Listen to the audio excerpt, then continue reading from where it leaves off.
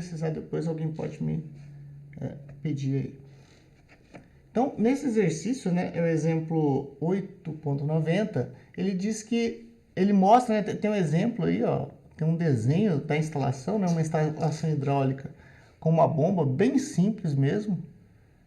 Então, ele fala assim que nessa instalação a água é bombeada aí a taxa de 75 litros por segundo, de um reservatório que está a 20 metros acima de uma bomba para uma descarga livre de 30 a 35 metros acima da bomba. Descarga livre, né? Quando ele diz descarga livre, ele quer dizer a pressão atmosférica, ok? Ele fala que a pressão aí do lado da admissão da bomba, né, na sucção da bomba ali no ponto 2, é 150 kPa, e no lado da descarga, né, ou seja, já no ponto 3, é de 450 kPa. Todos os tubos são de aço comercial com diâmetro nominal de 15 centímetros, ou seja, 150 milímetros, né, é o correto. Determine a altura de carga fornecida pela bomba e B, a carga total entre a bomba e o ponto de descarga livre. Ok? Então, ó, a altura total, né, de carga fornecida pela bomba, que é a letra a gente pode calcular diretamente pelas diferenças de pressão entre o ponto 3 e o ponto 2, concorda? Já que essa daí essa diferença de pressão, né, já dá aí a carga total fornecida pela bomba. A gente só tem que passar isso daí para metros, que é a unidade de carga. Na letra B, né, ele pede a perda de carga total entre a bomba e o ponto de descarga livre. Então, daí a gente vai ter que somar aí as perdas maiores, né, que seriam as perdas em comprimento aí de tubo reto, né, de tubo horizontal reto, seriam as perdas por atrito, e também as perdas nos acessórios dessa tubulação. Note que ele fala ali no desenho, né, que os cotovelos são flangeados e ainda tem uma saída, né, ali na descarga livre. Entretanto, ele não menciona nenhuma válvula. Geralmente você tem uma válvula ali, né, de controle de vazão após a bomba, e também uma válvula de controle de retorno, ok? Para que você não tenha retorno ali do escoamento, caso a bomba pare, né, repentinamente. Ok? Geralmente a gente chama essas válvulas aí de válvula de retenção. Nossa, esse exercício é muito simples, mas tudo bem. Então vou fazer ele rapidão para a gente passar para um exercício um pouco mais complicado. Ok, deixa eu só testar aqui.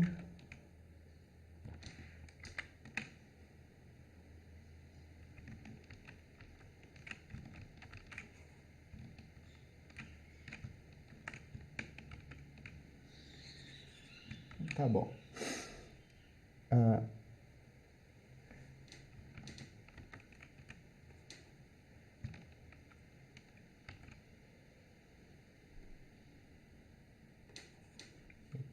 Assim. Então ele fala o seguinte, ali, ó, é dada a vazão, né? A vazão é de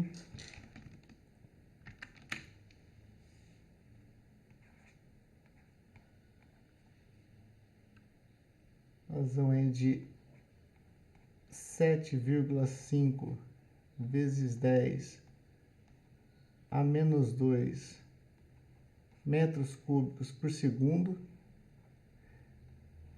É sempre bom a gente já ir colocando direto no sistema de unidades internacional, né? Ou em outro sistema de unidades, se estiver utilizando aí, é bom já deixar tudo pronto. Ele dá ali as alturas, né?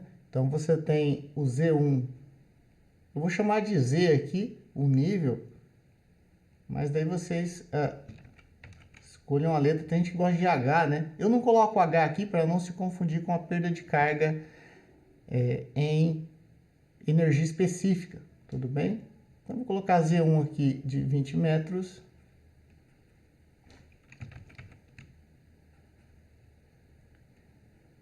E o Z4 igual a 35 metros. Ok? E a pressão do lado da admissão é de 150 kPa, seria pressão 2, né?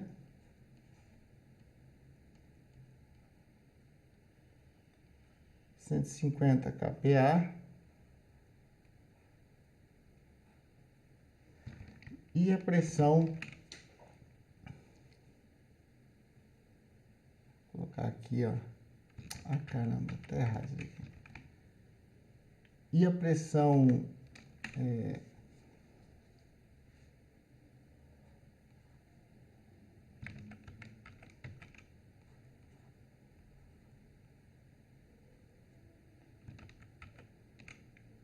pressão 3 é igual a 450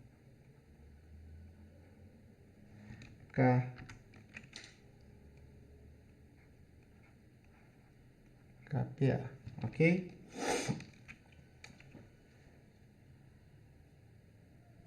O material do tubo, é sempre bom vocês verificarem o material, ok?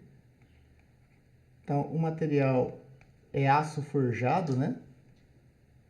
Cadê? Deixa eu só verificar ali. Aço comercial, perdão.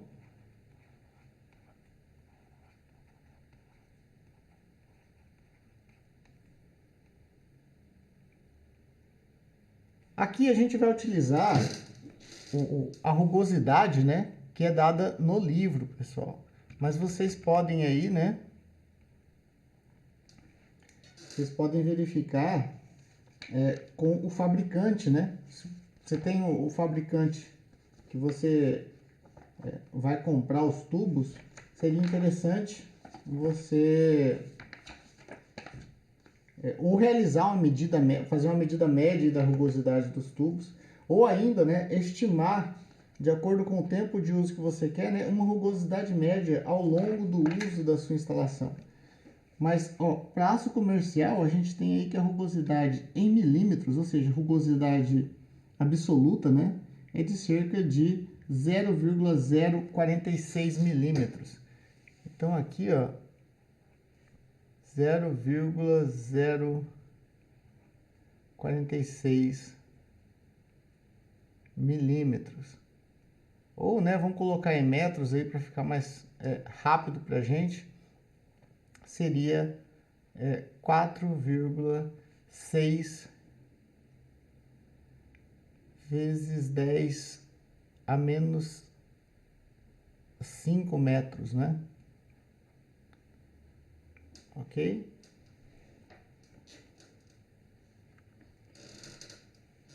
Então, nós já temos a rugosidade do material. Falta aí, ó, ele deu o diâmetro do tubo. Aparentemente, o diâmetro, tanto na sucção, que é essa linha aí de 1 a 2, como no recalque, né, que seria a linha de 3 a 4, o diâmetro ali é de 150 milímetros. Então, note que esse daqui é o diâmetro nominal, né? Diâmetro nominal de 150 milímetros. Isso significa, né, que o diâmetro interno, que é aquele no qual ocorre o nosso escoamento, se eu pegar uma tabela aqui de diâmetro nominal, novamente, é importante vocês procurarem com o fabricante, ok, o diâmetro interno. Lá no Moodle eu deixei umas tabelas de diâmetro interno em função do diâmetro nominal do tubo. Aqui no livro, ó, o diâmetro interno por diâmetro nominal de 150 milímetros é de cerca de 154 milímetros, tudo bem? Então seria 154,051. Então aqui eu vou colocar 154 milímetros. Esse daqui seria o diâmetro interno do nosso tubo. Se quiser, eu vou até deixar um i aqui para vocês lembrarem disso, que é onde ocorre realmente, né, o nosso escoamento. Bom, dito isso, a letra A é a altura de carga fornecida pela bomba. Notem que vocês já poderiam fazer isso diretamente, né? Mas aqui eu vou aplicar a equação da energia para vocês verem de onde que saem essas equações. Então, a letra A aqui, né? Deixa eu colocar. Então, a letra A, que é a altura de carga da bomba, ou seja, qual que é o H enxergado pela bomba. Para isso, a gente vai aplicar aqui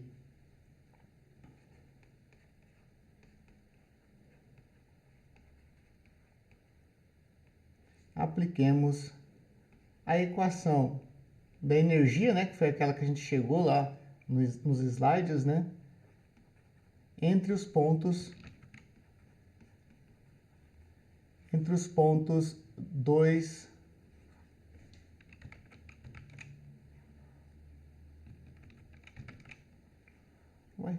entre os pontos 2 e 3. Ok? Se a gente aplicar a equação de energia entre os pontos 2 e 3, nós vamos chegar numa equação mais ou menos assim, ó. Já vou colocar ela na forma de carga, viu, pessoal? Então, nós temos ali, ó, P1 sobre gama, mais... Na verdade, né? Deixa eu fazer de uma forma aqui mais didática. Seria a carga total no ponto 1, mais a carga da bomba, né? Que é o que a gente quer calcular, que é igual a carga total no ponto 2, mais a perda de carga entre os pontos 1, né? 1, né?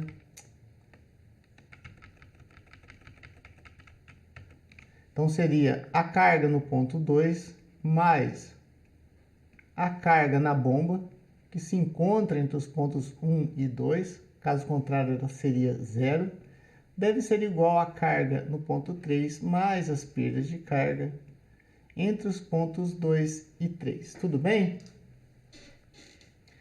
Notem aí, né, que essa perda de carga aqui, geralmente a gente vai calcular ela com base no rendimento da bomba. Tudo bem?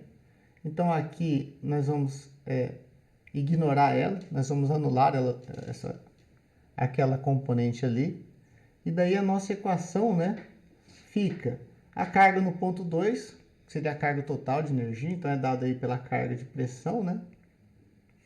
P2 sobre gama mais V2 ao quadrado sobre 2G mais Z2 mais a carga na bomba, que é igual a P3 V3 Z3. Tudo bem? Entretanto, né, vamos supor aí que os flanges, né, de sucção e recalque da nossa bomba possuem aí o mesmo diâmetro. Se os flanges possuem o mesmo diâmetro, né, então significa que, como nós estamos fazendo o cálculo em regime permanente e o escoamento a gente está tratando como incompressível, então significa que as velocidades devem ser iguais. Então, eu vou até colocar um estrela aqui, ó, e vou comentar aqui do lado, ó. Então, ó, para escoamento incompressível em regime permanente,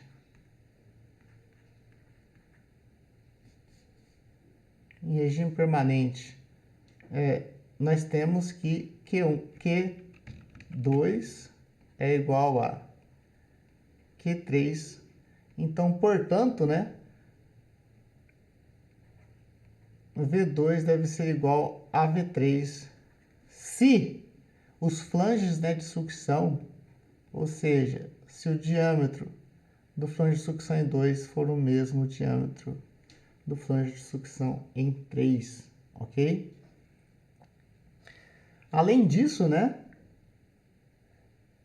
essa altura aqui, Z3 e Z2, como o exercício não falou nada para a gente pode tomar, né, essas duas cotas aqui como sendo iguais, ok?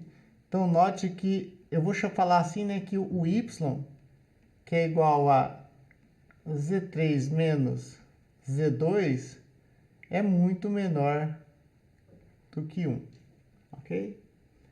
Ou seja, essas alturas aqui são praticamente as mesmas. Dito isso, a nossa carga na bomba, né, é dada em função das pressões, como eu falei para vocês anteriormente. Então, a nossa carga na bomba é dada simplesmente por P3 menos P2 sobre o peso específico. Nesse caso, né, substituindo ali os dados do exercício, nós temos 450, eu vou falar aqui 45 menos 15, né? Vezes 10 a quarta, Pascal, né? Sobre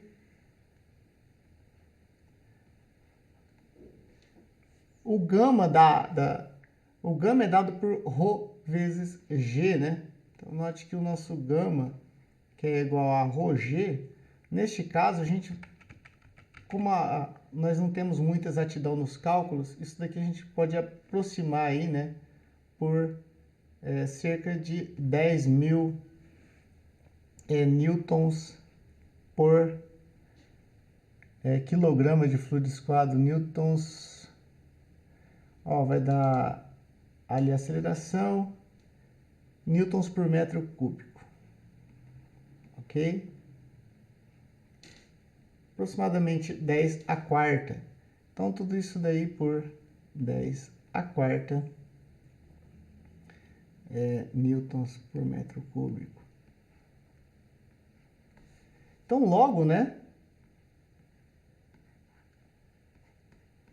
o nosso HB é cerca aí de 30 metros. E essa daí seria a resposta, né, da letra A.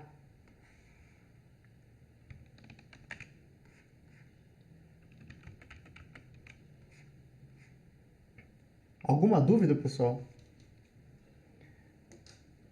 Enquanto tranquilo, senhor. Ok. Então, vamos lá. A letra B, né, do nosso exercício,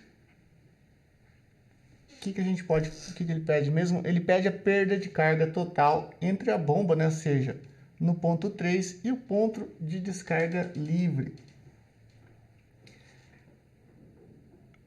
A perda de carga entre os pontos, ou seja, ele pede isso daqui, né? Ele pede o HL entre os pontos 3 e 4, ok?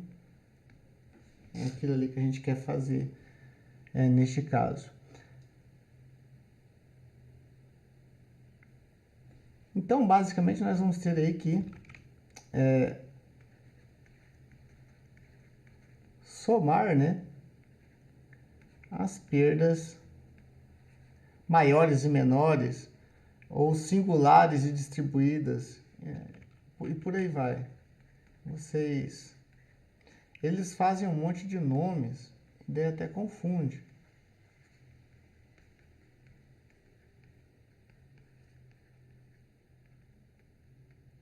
Então, a gente só tem que somar essas perdas de carga. É bem simples a segunda parte aí também.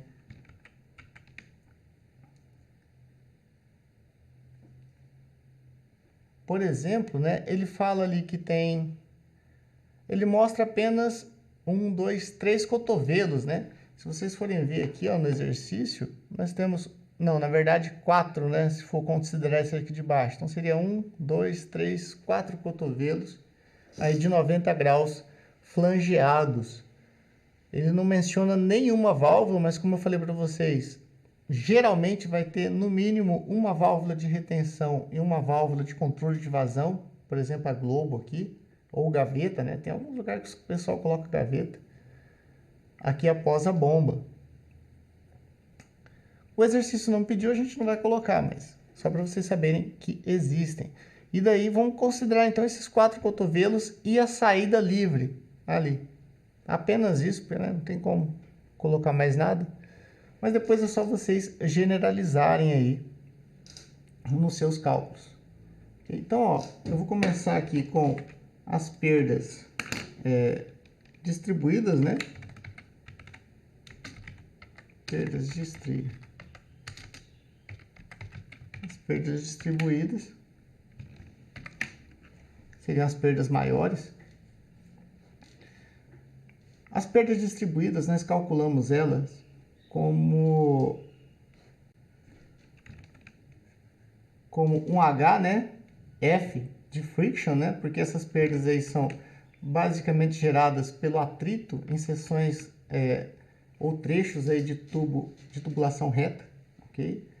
Então, o nosso HF é dado em função do coeficiente de atrito, que a gente retira lá experimentalmente, né, do gráfico de Moody ou ainda da equação de Colebrook, vezes a velocidade média. Eu não coloco barra aqui, mas é a velocidade média na sua tubulação, né? Seria a velocidade média ao quadrado sobre 2G. E essa perda a gente viu, né, da análise dimensional, que ela é diretamente proporcional aí a L sobre D. Ok? Então, essa daqui seria a forma aí de cálculo da perda, das perdas maiores.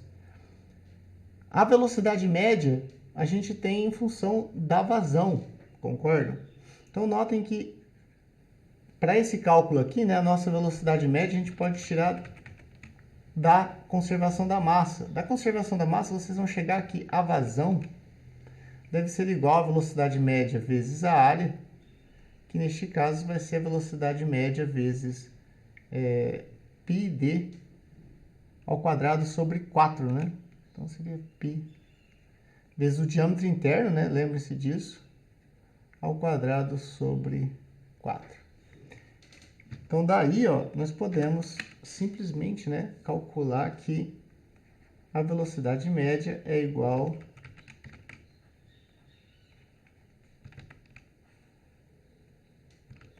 muito grande. Oi. Mudou pra tela do livro. Aí. Isso daqui eu não sei o que acontece, viu? Deve ser o teclado. Ele muda sozinho. Obrigado por ter avisado. Tomara que não tenha sido por muito tempo.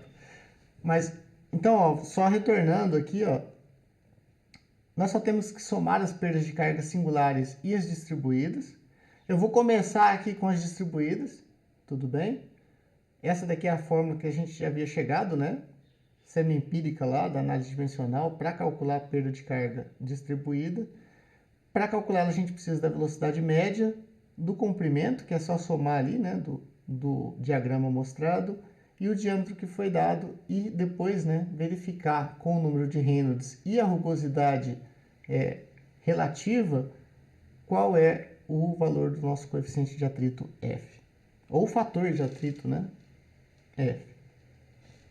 Então, a velocidade média nós vamos calcular em função da fórmula ali da vazão, né? Então, vai dar 4, seria 4 vezes a vazão, 4 vezes a vazão dividido por πd ao quadrado. Então, a gente pode, já vou substituir aqui, né? Seria 4 vezes a vazão, ele fala que é de 7,5 vezes 10 a menos 2 sobre π vezes... O diâmetro interno a gente viu que é de 154 milímetros. Então, 0,154 milímetros ao quadrado. Isso daí vai nos dar, né, uma vazão, uma velocidade, perdão, né? Deixa eu só calcular aqui rapidão.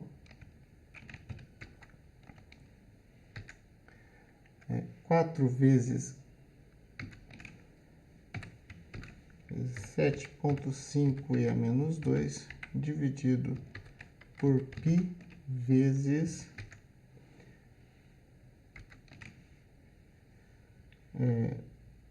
0,154 ao quadrado. Então, isso daí vai dar 4 metros por segundo, aproximadamente, né? Então, vem aqui, ó, 4 metros por segundo. Ok? Com essa velocidade de 4 metros por segundo, né, que é bem alta para uma instalação dessa, okay? Por mais que esteja ali na região de recalque, uma velocidade muito alta, né, não é uma velocidade econômica, mas a gente pode calcular o número de Reynolds. Então, note que daqui, né, a gente pode aplicar isso daí em Reynolds.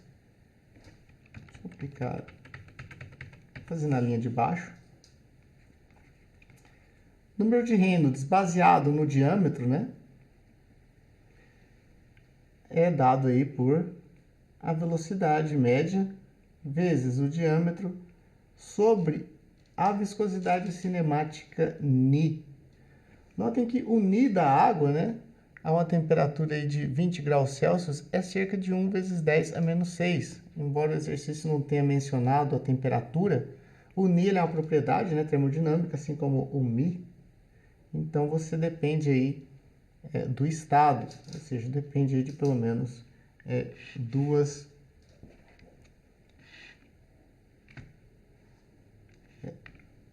outras propriedades intensivas da substância. Mas nós temos então que é VD sobre Ni. A gente pode substituir então os valores para calcular o Reynolds. Então vai ser 4 vezes 0,154 sobre 1 vezes 10 a menos 6, né, metros quadrados por segundo. Então isso daí vai nos dar aí um Reynolds igual a,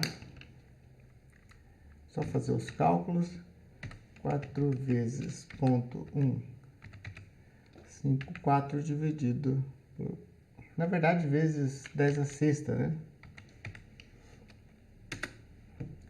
Então deu um Reynolds de 616 mil. Okay.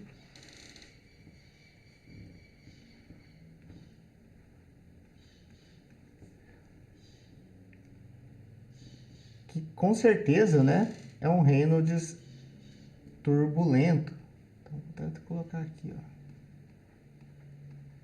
Ou seja, ele é acima de 4.000, então ele é completamente turbulento.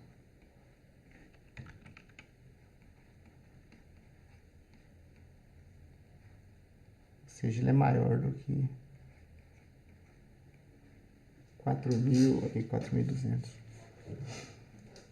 Acima de 2.300, 2.400, ele já não é mais laminar, né?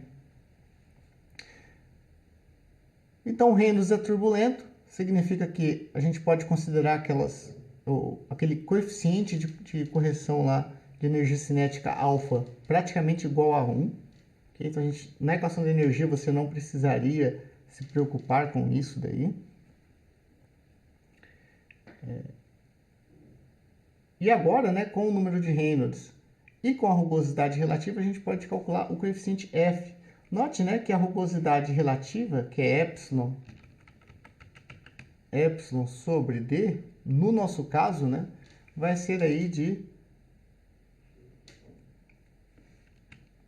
4,6 vezes 10 a menos 5, dividido por 0,154 metros. A nossa velocidade relativa vai dar aproximadamente, vou colocar aqui, ó, 4,6 E a menos 5 dividido por, é cerca de 3 vezes 10 a menos 5. 3 vezes 10 a menos 4, perdão. Então, é de 3 vezes 10 a menos 4. Ok?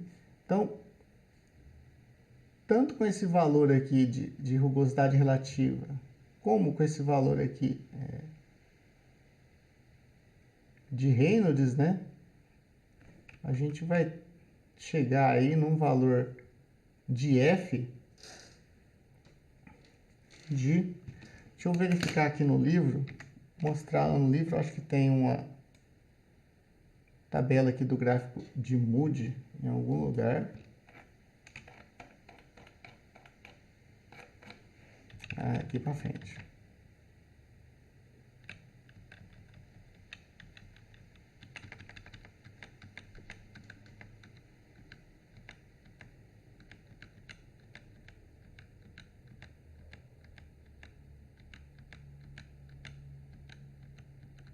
Aqui.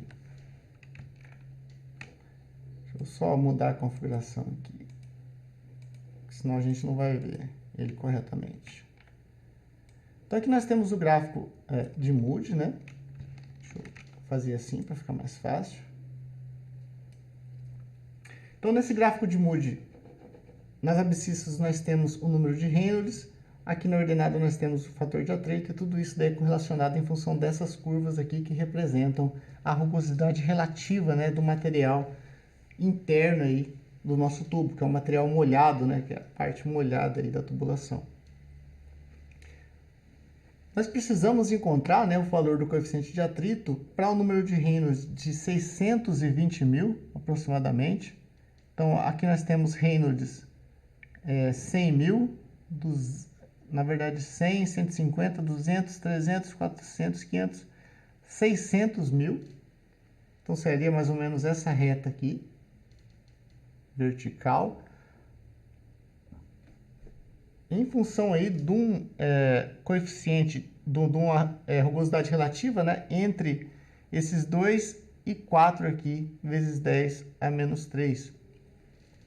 Então, seria algo mais ou menos... Deixa eu fazer uma reta aqui para vocês verem o que eu estou fazendo. Deixa eu ver se tem uma reta, né? Tem. Então, nós queremos cruzar aqui, né? Esse valor aqui...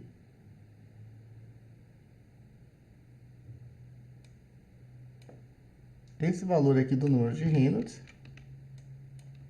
ok? Com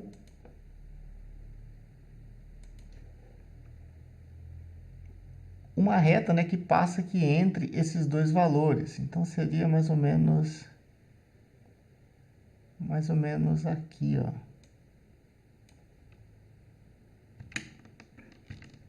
Ok.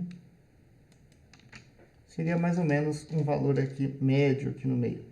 Então, seria cerca aqui, né, de 15, 16, 17, 18, 19, 20. Então, seria mais ou menos 0,016. Tudo bem, pessoal?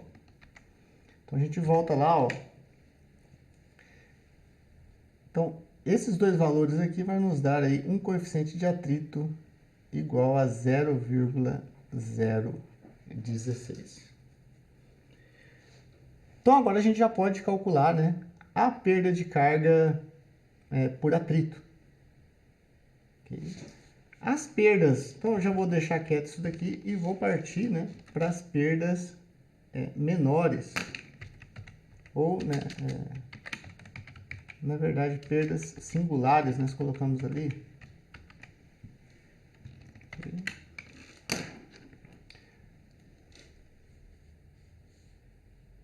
Nas perdas singulares, a gente pode utilizar tanto o comprimento equivalente quanto o coeficiente de perda de carga. Note que aqui nós vamos calcular as perdas para 4 joelhos, né?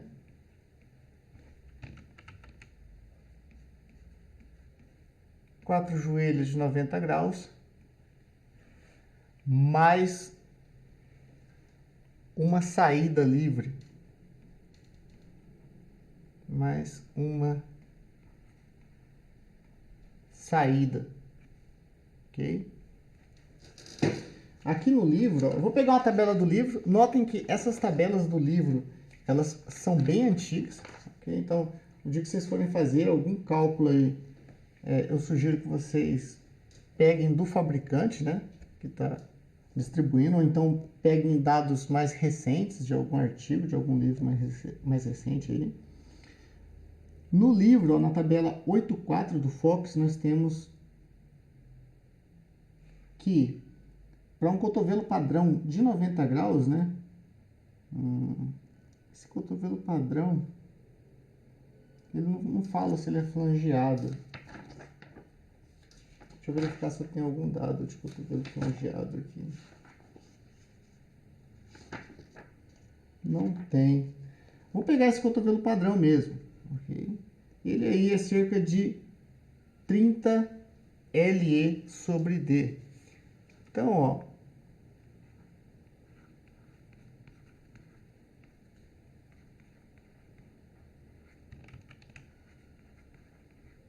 um joelho padrão aí de 90 graus, ele tem, né,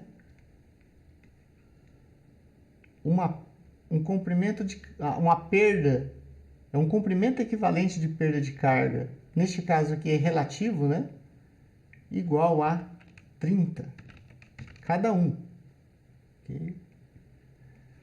Ou seja, você tem que ter uma tubulação aí, né, de 30 diâmetros, seria a perda, essa perda aqui maior, né, em um comprimento de 30 diâmetros para gerar a mesma perda de carga que apenas um joelho padrão desse de 90 graus. Ou seja, é uma perda bem grande, né? Essa perda aqui, né, ela se dá principalmente no escoamento turbulento, né, devido àqueles vórtices de Dean, que a gente sabe lá, né, que na curva, naquela curvatura, né, a pressão ali vai induzir um escoamento secundário, né, uma recirculação ali contra-rotativa, e isso daí gera uma perda bem grande. Mas vamos lá. Então, esse joelho padrão de 90 vai dar essa perda de carga. Nós vamos utilizar o método de comprimento equivalente. Cada um aqui vai dar 30. E uma saída dessa, bom, se você está saindo ali como descarga livre, significa que o escoamento após a descarga, você não vai mais utilizar ele. É como se você estivesse entrando ali num reservatório, né? E o reservatório possuísse uma velocidade nula, vamos assim dizer. Okay? Ele não fala ali, ó, mas a descarga é livre, então a descarga a pressão atmosférica.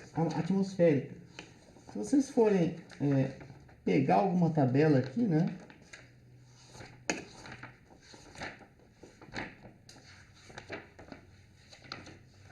Deixa eu verificar aqui.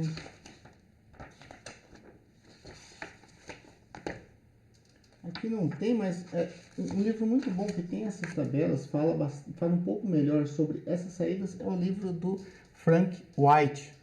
Entendeu? No Frank White você vai ver aí as diversos tipos de saída que você tem. Aqui a gente não sabe praticamente qual que é a forma da saída nem nada. Eu vou chutar um K aí de 1, né, para ser bem conservativo. Mas aqui se você deixasse, retirasse a perda, né, ou seja, você está saindo ali sem perder nem um pouco de energia cinética na saída, você poderia considerar o K como 0. Ok? Não tem muito o que a gente fazer, não.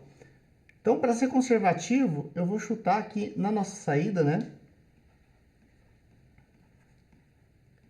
Então, eu vou colocar uma saída para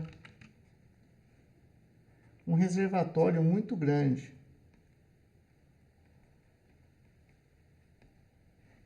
Para um reservatório aqui, ó, colocar aqui, ó, muito maior do que 1, que é muito grande.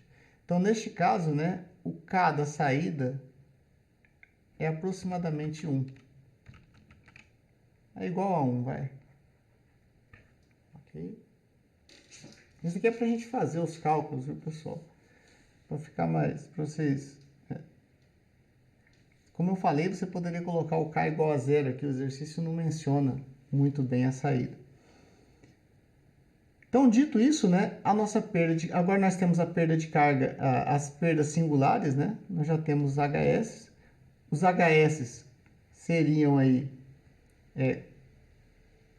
cada um é 30D, então seria 4 vezes 30 vezes D. Né? Esse daqui seria o comprimento total equivalente, vezes aquele F, tudo isso sobre o diâmetro, né? Vezes V ao quadrado sobre 2G. mais a perda de carga da saída, que é igual a KS vezes V ao quadrado sobre 2G. Ok?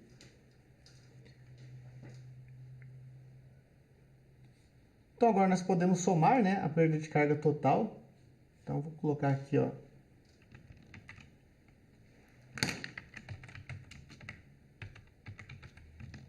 Perda total, ela vai ser dada aí por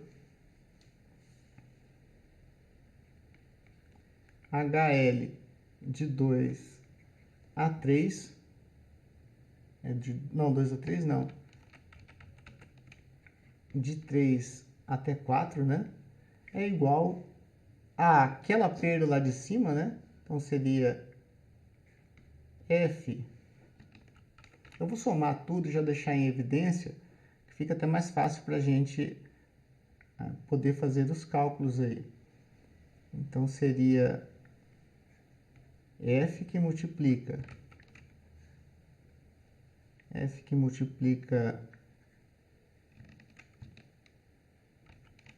o comprimento do tubo mais 120 vezes o diâmetro do tubo sobre D, ok? Eu estou somando aquela de cima com essa daqui de baixo, tudo isso daí, mais,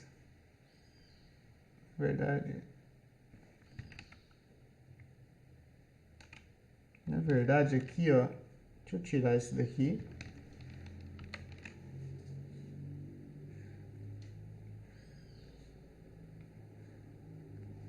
Tudo isso mais KS que multiplica V ao quadrado sobre 2G.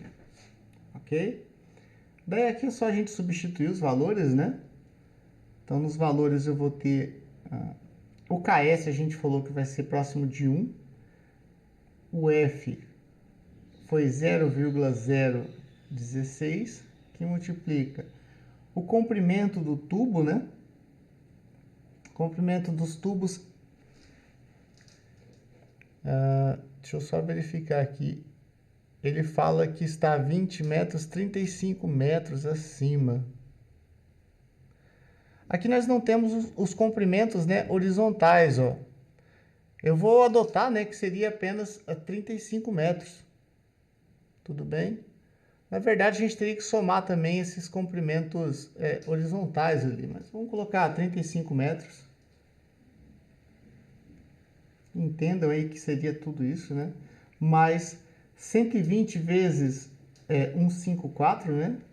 120 vezes 0,154, que é o diâmetro interno da nossa tubulação.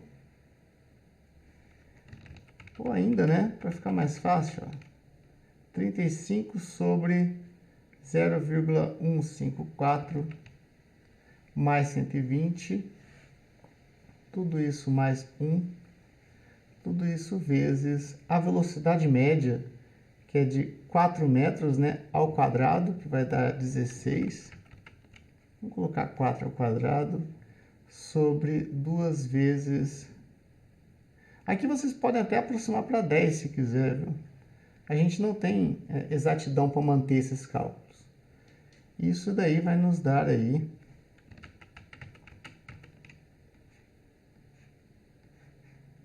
Isso daí vai nos dar, né,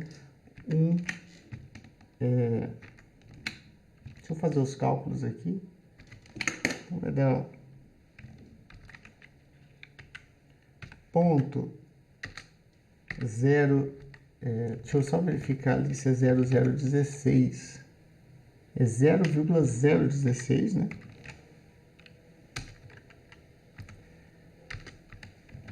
Vezes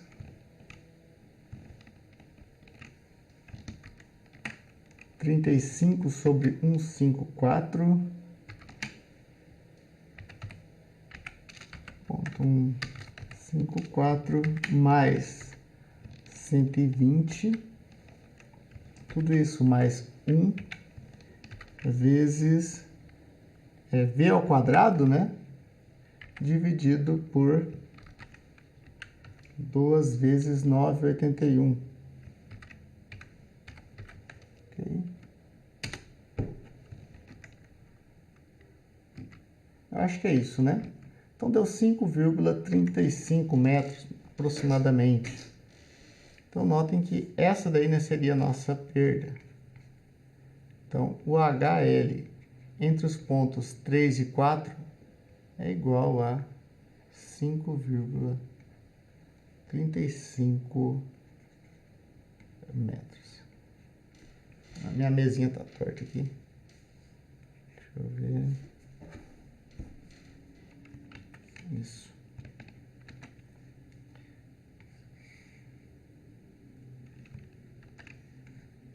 Ok, pessoal? Então essa daí seria a solução do exercício.